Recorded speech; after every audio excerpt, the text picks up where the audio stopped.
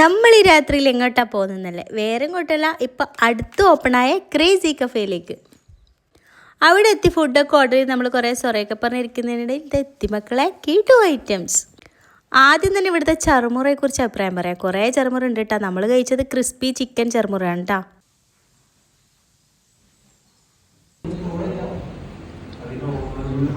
ചറുമുറ എങ്ങനെ?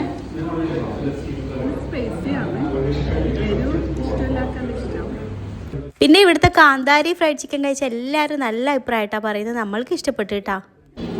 പിന്നെ റാപ്പ് അതും സൂപ്പറാട്ടാ. ഇത് ചിക്കൻ ചീസ് ലോഡർ ഫ്രൈസ് ആണ് കേട്ടോ. ഇത് പൊള്ളിയാട്ടോ സംഭവം.